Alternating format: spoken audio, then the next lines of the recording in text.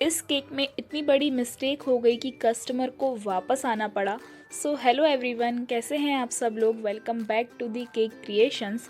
तो क्या गड़बड़ हुई है मुझसे इस केक में वो तो मैं आप लोगों को आगे बताऊंगी, बट पहले हम बात कर लेते हैं केक के बारे में। तो ये केक बनाना था मुझे 1 kg में चॉकलेट फ्लेवर में। तो मैंने 2 कप चॉकलेट प्रीमिक्स के साथ स्पॉन्ज को बेक कर लिया 7 इंच के केक टिन में, और उसको अच्छे से ठंडा हो जाने के बाद मैं केक को डिमोल्ड करके उसकी लेयरिंग कर ली।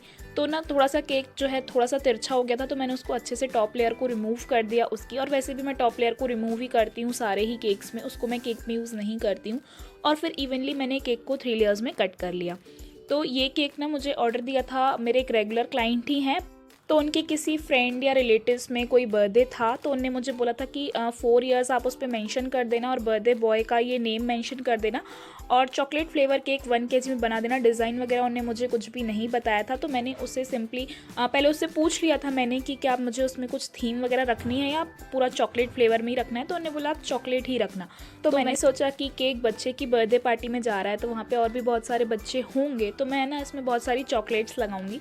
तो केक का प्राइस जब मुझसे कस्टमर ने पूछा था तो मैंने उन्हें 700 ही बोला था केजी के हिसाब से। और फिर मैंने बाद में सोचा कि मैं इसमें चॉकलेट्स का यूज़ करूँगी, तो मैंने उसका कुछ भी एक्स्ट्रा चार्ज नहीं किया था, सारी मैंने होममेड चॉकलेट्स ही बनाई थी। तो केक की सोकिंग कर ली है मैंने नॉर्मल पानी के साथ, और फिर मैंने स्पॉन्ज में डाल दिया है थोड़ा सा चॉकलेट गनाश, और क्रीम में भी मैंने चॉकलेट गनाश को मिक्स कर दिया है। जब भी मैं चॉकलेट केक बनाती हूँ तो क्रीम में चॉकलेट गनाश को मिक्स करती हूँ, जिससे और भी अच्छा चॉकलेट का फ्लेवर आए केक में। तो उसके बाद फिर से मैंने यहाँ पे लगा दिया है चॉकलेट गनाश और डाल दी है चोको चिप्स, और फिर हमने केक की सेकेंड लेयर को प्लेस कर दिया है, और सेम प्रोसेस को ही हमें रिपीट करना है। तो इस केक में जो गलती हुई थी ना, थैंक गॉड कि वो कस्टमर की गलती थी, मेरे कारण वो नहीं हुई थी, कस्टमर की वजह से ही मुझसे वो गलती हो गई थी। तो उनने मुझे बोला था कि केक है 4 इयर्स के बर्थडे बॉय के लिए, और उनने जो टाइम वगैरह दिया था मैंने केक बना के रेडी कर दिया था, सेम डे का ही ये ऑर्डर था। और वो केक ले करके भी गए, और थोड़ी देर के बाद उनका कॉल आता है और उनने मुझसे कहा कि ना केक पर 4 नहीं 2 मेंशन करना था, वो 2 ईयर के बर्थडे बॉय के लिए केक था। तो मैंने उनसे कहा कि आप कोई कैंडल वगैरह ले लो, वो तो स्टिक पे मैंने 4 लगाया था, तो उसको आप रिमूव करके उसकी जगह पे आप कोई कैंडल लगा लो 2 नंबर की।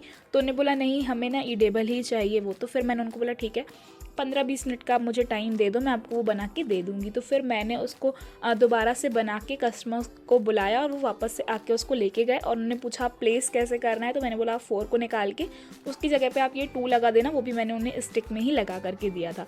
तो थैंक गॉड कि इसमें मेरी कोई भी गलती नहीं थी। कस्टमर ने मुझे मैसेज किया था, तो मेरे पास मैसेज भी था कि केक पे ना 4 नंबर मेंशन करना है। तो इसमें ना ये तो मेरे पास कोई और केक का ऑर्डर नहीं था, मेरे पास टाइम था, तो मैंने उन्हें बना कर दे दिया, और कोई भी मैंने एक्स्ट्रा चार्ज वगैरह नहीं लिया था।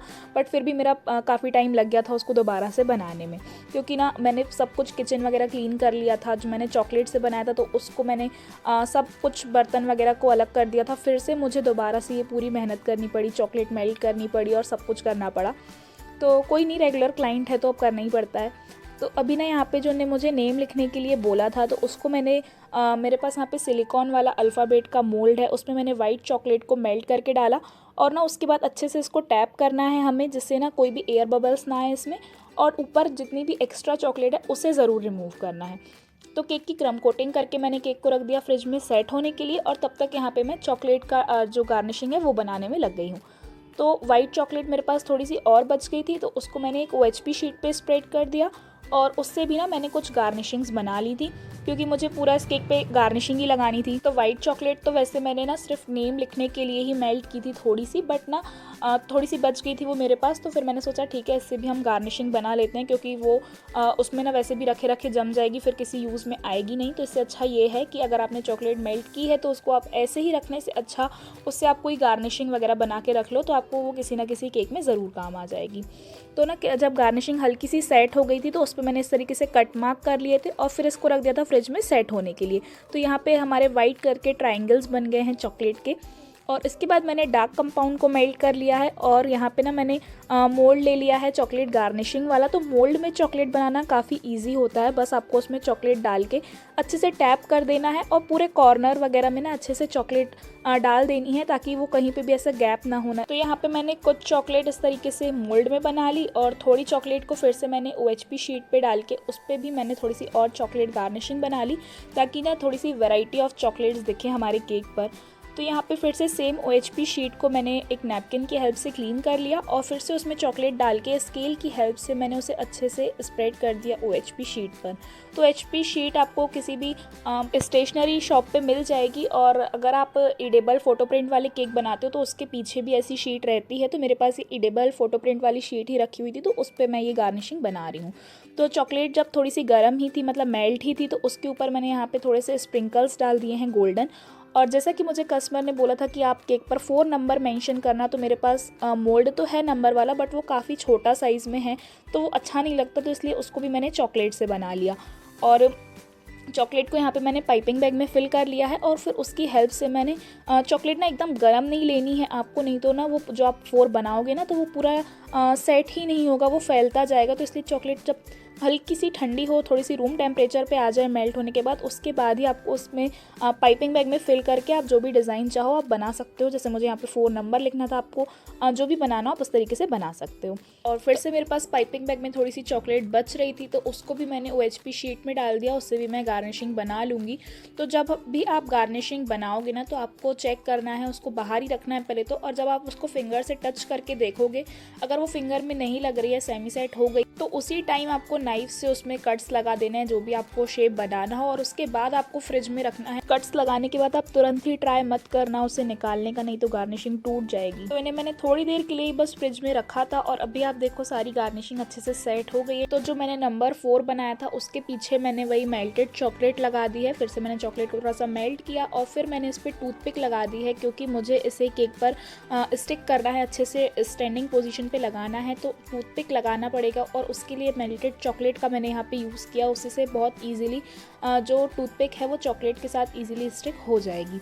तो यहाँ पे हमारा 4 नंबर का टॉपर बन गया है।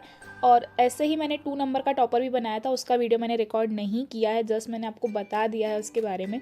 तो यहाँ पे देखो सारी गार्निशिंग अच्छे से सेट हो गई है हमारी, और अब हम कर लेते हैं केक की फाइनल आइसिंग।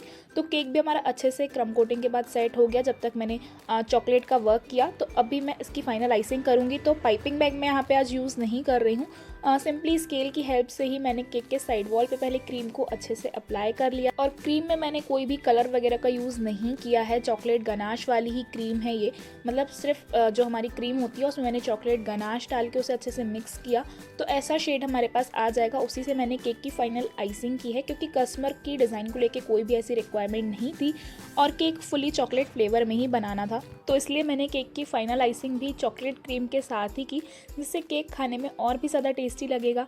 तो यहाँ पे फिर मैंने एक जिगजैग वाला स्क्रैपर ले लिया है, यानी कि जो केक कॉम्ब होती है, उससे मैंने केक की साइड वॉल पे पैटर्न दे दिया, और फिर स्केल में एक नैपकिन को अटैच करके मैंने केक की जो बेस बोर्ड है उसको भी अच्छे से क्लीन कर लिया है।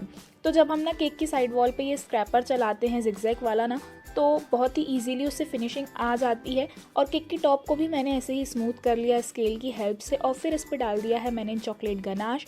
तो यहाँ पे मेरी एक मिस्टेक ये हो गई थी कि चॉकलेट गनाश जो है ना थोड़ा सा कम था, मुझे लगा कि केक पर हो जाएगा वो, पर वो थोड़ा सा कम था, तो वो ड्रिप होके नीचे ही नहीं आया, बिल्कुल भी ड्रिप्स ही नहीं बनी। मुझे सिर्फ ड्रिप्स ही बनानी थी, पूरा कवर तो नहीं करना था केक को चॉकलेट गनाश के साथ, बट मैंने ऐसे लगा मुझे कि इससे ड्रिप्स बन जाएंगी ईजिली, बट नहीं बनी, तो वो मुझे स्पून की हेल्प से बनानी पड़ी। तो इसलिए ना थोड़ी सी फिनिशिंग में गड़बड़ हो गई थी उसके कारण, क्योंकि चॉकलेट गनाश थोड़ा सा ही सा था, तो वो सेट भी जल्दी हो रहा था, बट कोई नहीं, इतना ज़्यादा वो चेक नहीं होने वाला है। तो 4 नंबर को ना मैंने यहाँ पे गोल्डन डस्ट ले लिया, इडेबल लस्टर डस्ट है ये, और उससे मैंने इससे अच्छे से लगा दिया है चॉकलेट पे। और इसमें कुछ भी मैंने पानी, एवेपोरेक्स, ऑयल वगैरह कुछ भी मिक्स नहीं किया है, जस्ट ये डस्ट लिया और उसको ब्रश की हेल्प से मैंने इसे पूरे में अच्छे से अप्लाई कर दिया, जिससे जब हम इसे केक पर लगाएं तो वो अच्छे से हाईलाइट हो।